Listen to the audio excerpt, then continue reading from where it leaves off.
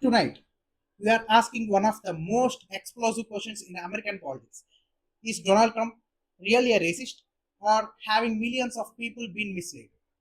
For the next 30 minutes, we are going to walk through 5 decades of lawsuits, courts, policies, and public reactions.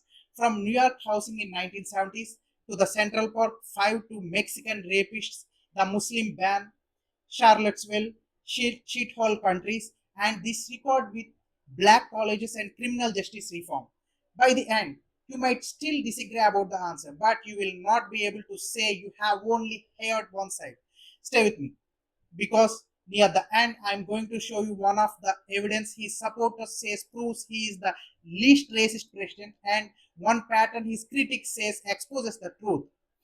you know, Donald Trump, the 45th and now 47th President of the United States, have been called everything from a straight up white supremacist to the least racist person in the world, a phrase he has used multiple times in the interviews and the debates. Some critics argue that Trump's entire public life is a pattern of racist words and actions, stretching from a federal housing discrimination lawsuit in the 1970s to his comments about immigrants and minorities as president. Supporters say this is a lie. You know why?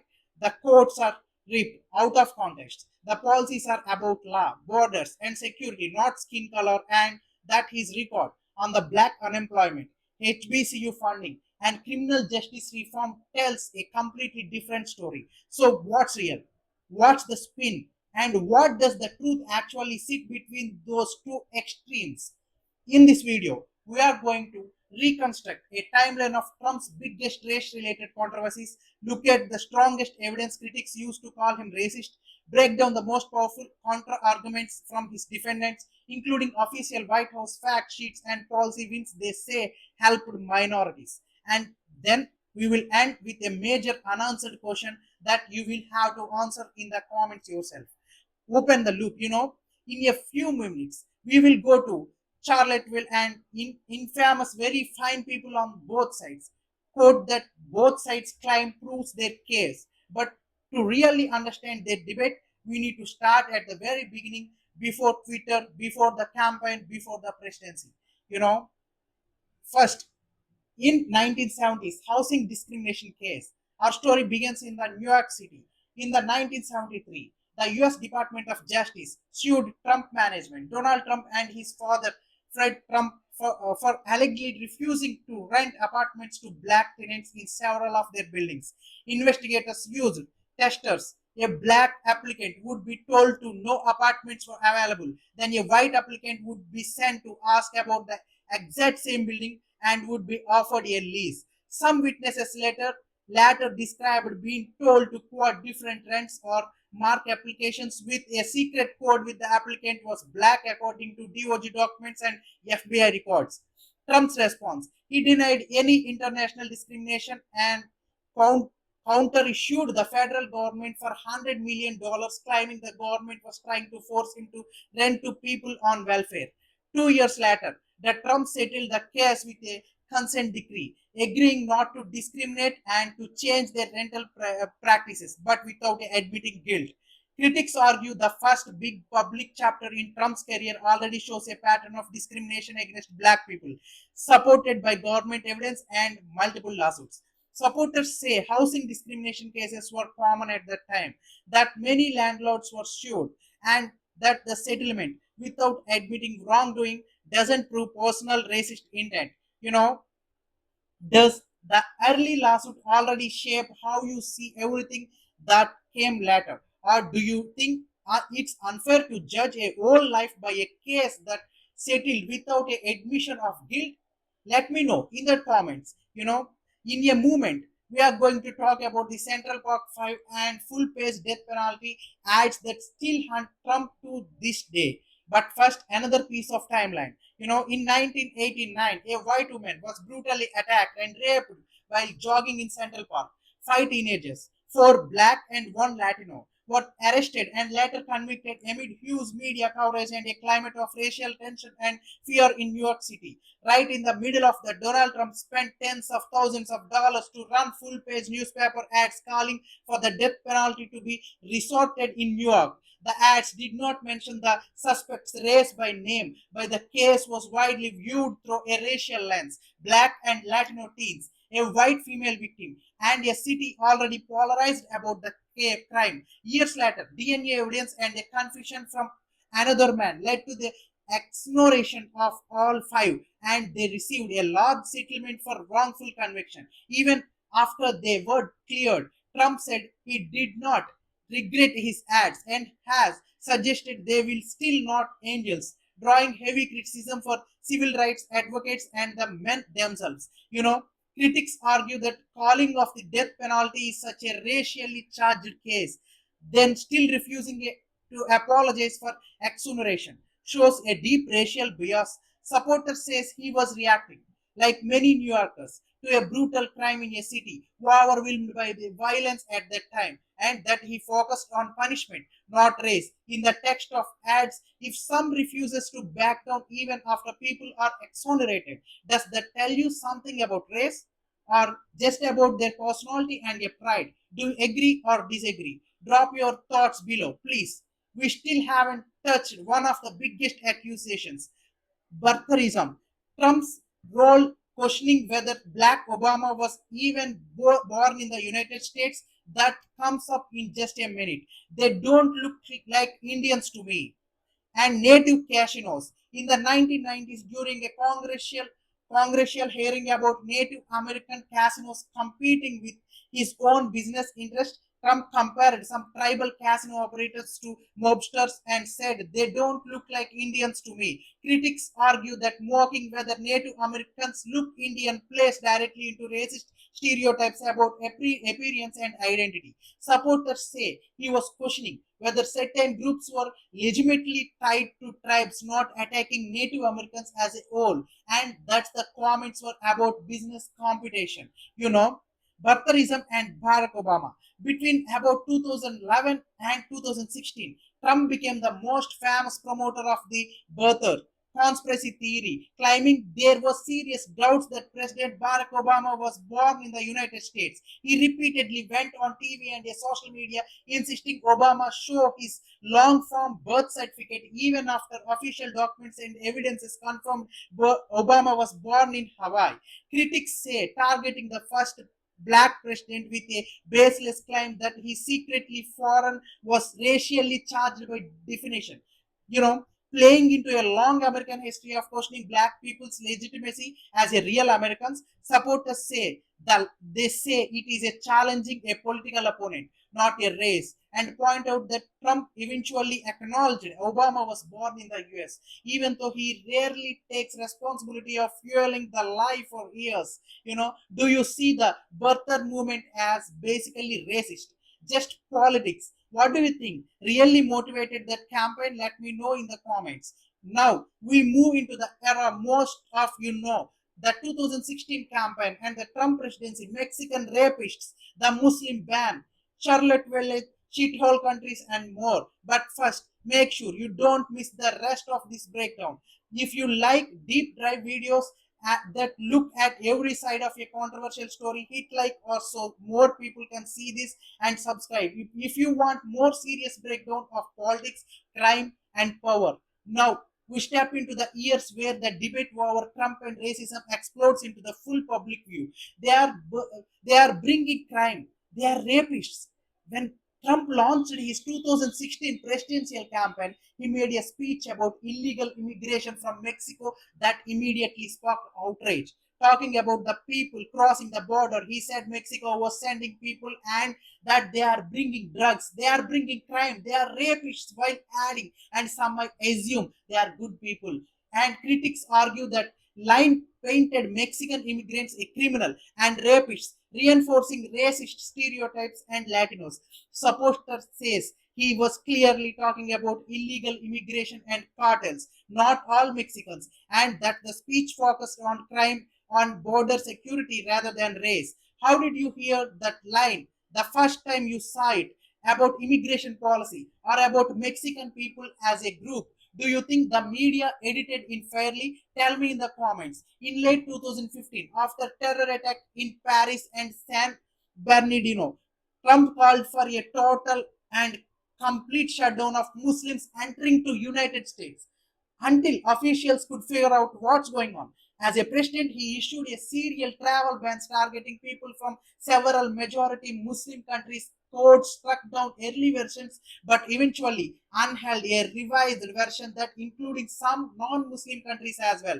Critics says this was religious discrimination, targeting Muslims as dangerous and foreign, feeding Islamophobia and treating an entire faith as a scrutiny threat. Supporters argue the final policy focused on national security, vetting, and specific high risk countries, not a religion, and none that ban did not apply to all majority Muslim nations. Judge, in 2016, Trump attacked US District Judge Gangelo Curiel, who was overseeing lawsuits against Trump University. He said Curiel had an inherent conflict of interest because of his Mexican heritage. Even thought Curiel was born in Indiana and argued that his stance on illegal immigration meant to judge could not be a fair. Critics argue that saying a judge can't do his job because of his heritage in textbook racism and xenophobia. Supporters say he was criticizing what he saw a hostile judge in a high stakes case and that he framed in the political conflict over the wall and immigration, not a claim that all Mexican Americans are biased. Where the line between attacking a judge ruling and attacking his background? Did Trump cross it here or not in your view? Comment below. Next, we are going to Charlottesville and a very fine people quote, maybe the single most argued over movement in the entire debate. But we also have to talk about shithole countries and the way he talked about Haiti and African nations.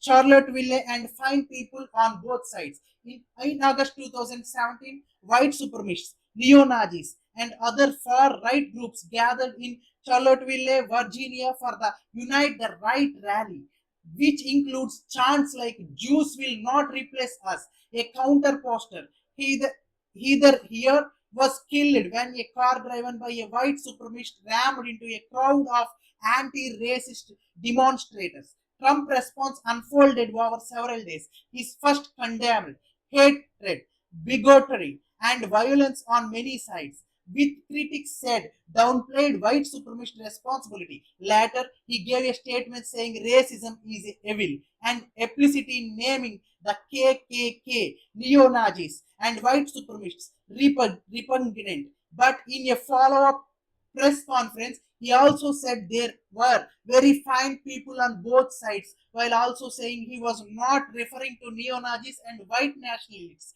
and that those groups should be condemned totally. Critics argue that in a rally led to white supremacists talking about very fine people on both sides sends a signal of moral equivalence and give cover to extremists. No matter how many times he say he condemns them, supporters point to the full transcripts where he explicitly says he not talking about neo-Nazis and white nationalists and insists he was referring to peaceful protesters over Confederate statues. Have you ever read the full Charlottesville transcript or only seen short clips? After seeing the full context, so do you think it clears him or not? Let's get a real debate going in the comments. In the 2018, during a private Oval Office meeting about immigration, multiple lawmakers said Trump questioned by the US should accept immigrants from shithole countries like Haiti and African nations instead of places like Norway.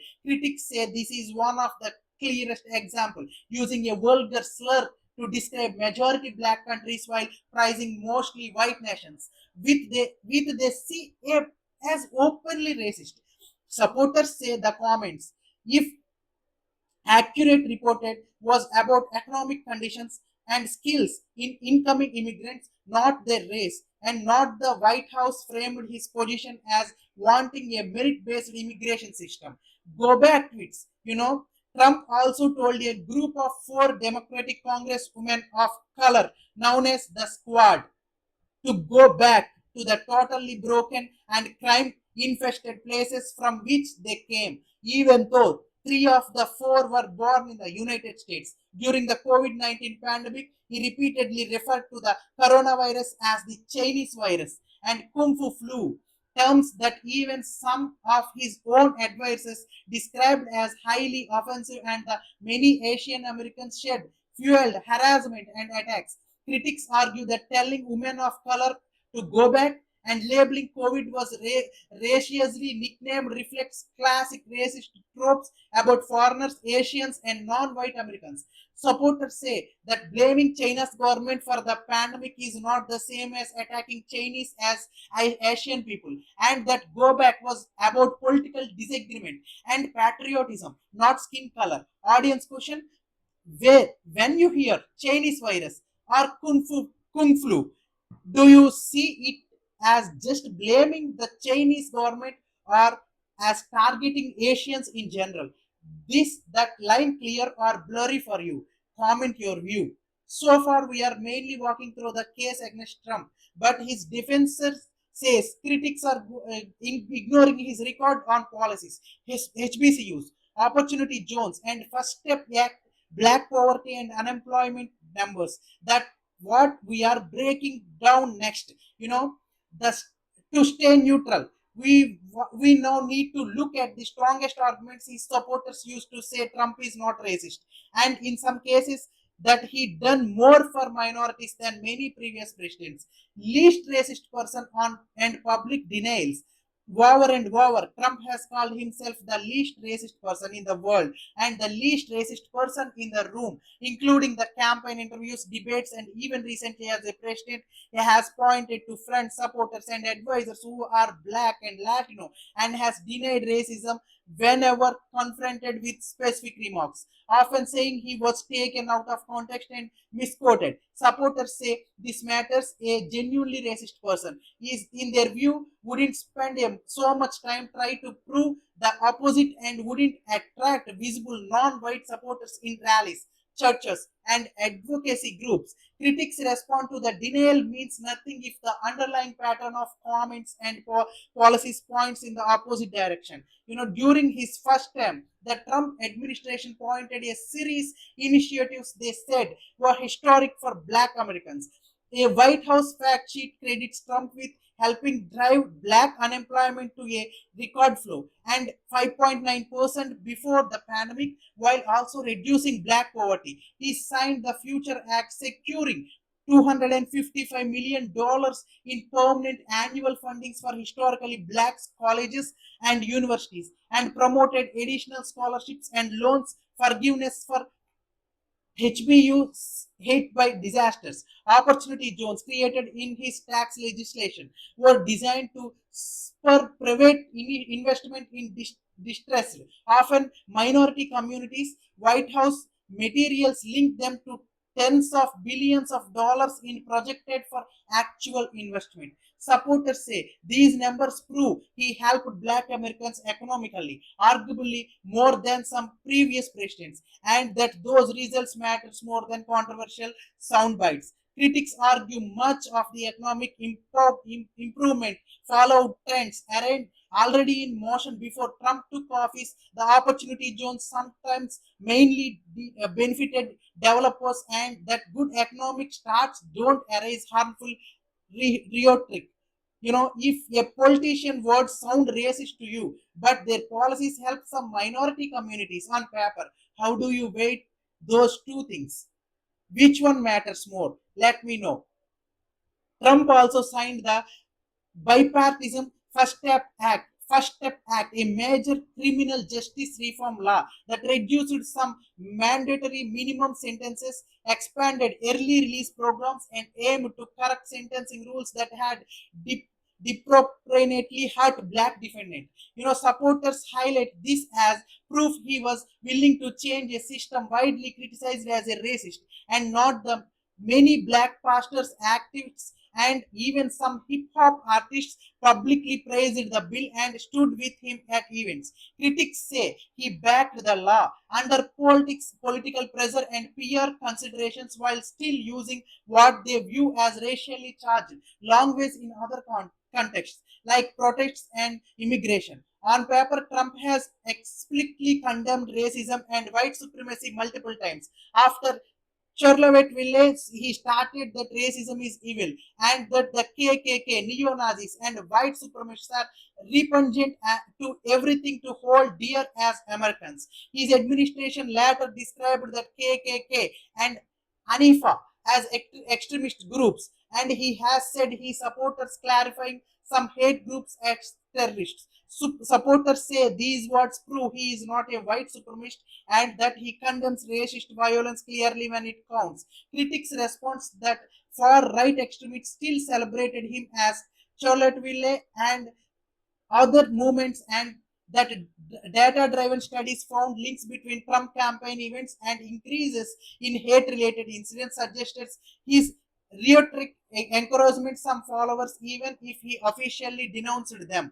If a leader says racism is evil but racists cheer for him anyway, what does that tell you? Is he responsible for them or not? I want to see you take in your comments. We know here the biggest points for and against. So, what's the emotional turning point? The thing that makes people absolutely sure one way or the other. That's where we go next. For many people, this debate isn't academic. It's personal. For a black New Yorker who remembers the Trump housing case and the Central Park 5 ads and story might feel like a lifetime of being treated as dangerous and unwanted.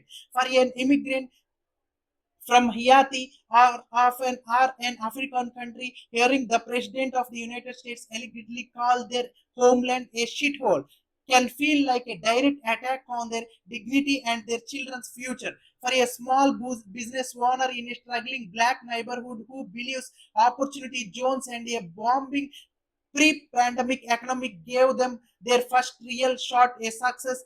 Trump might look like the first president who actually changed anything in their bank account. For a family who loved on one came home earlier from federal prison because of the First Step Act, he may be the only leader who finally fixed a law that locked all away people, often black men, for decades. And for millions of Americans watching the news, seeing every Trump quote labeled racist by some outlets and defended by others, there is a deep fatigue and confusion about what that word even means anymore.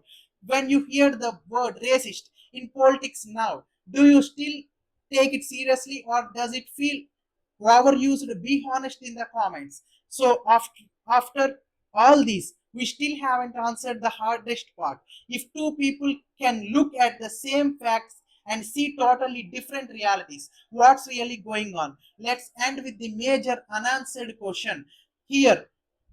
What we know from the public record, Trump has a long list of controversies: housing discrimination suits, the Central Park 5 ads, birthism, the Mexican rapist comments, the Muslim ban, Judge Curiel, very fine people on both sides, shithole countries, go back, Chinese virus, and more. He also has a long list of denials and defenses, calling him as the least racist person, condemning white supremacists on camera and pointing HBCU funding, opportunity zones, record low black unemployment, and the First Step Act as proof he helped minorities. Some critics argue that when you stuck the controversies together, the pattern is obvious and overwhelming. Too many coincidences all pointing the same direction. Supporters say exact opposite. They see the media machine, the sizes on every clumsy faces and worst possible interpretation to brand president they politically hate a racist while ignoring what they see as concrete accomplishments and context. So here is the real unsolved issue. Is this ultimately a story about one man's views on race, or is it a story about how Americans sees race, power, politics through completely different lenses depending on where you stand? Do you think two equally honest people looking at the same facts can reasonably land a different answers about Trump and racism, or is one side clearly lying or blind? I am really curious how you see it. If you watch it all the way to the point, you are just gone through more than 50 years of evidence, accusations, defenses, and hard questions. Now I want to hear your verdict, not in a one word insult, but in an argument. Is Trump really a racist? Is he unfairly labeled because of politics and blunt language? Or is the truth somewhere in between about a man with a mixed record and a country that can't agree on what racist even means anymore? Which moment is the timeline hit you the hardest? What fact did you think was taken out of context? And what do you think the media, the Trump own team, are still not telling the full truth about? Drop your full take below. If you want more long form breakdowns like this, where we walk through the facts, the criticism, and the defenses, and let you make the final call, hit like, make sure you are subscribed, and turn on notifications so you don't miss the next investigation. I'm going to leave you with a final question, and I want you to answer in the comments right now. In your honest opinion, is Donald Trump truly a racist man, or has the word racist itself become a political weapon in a modern America? Let me know what you think, and I will be reading your comments. Thank you. Thank you very much for watching my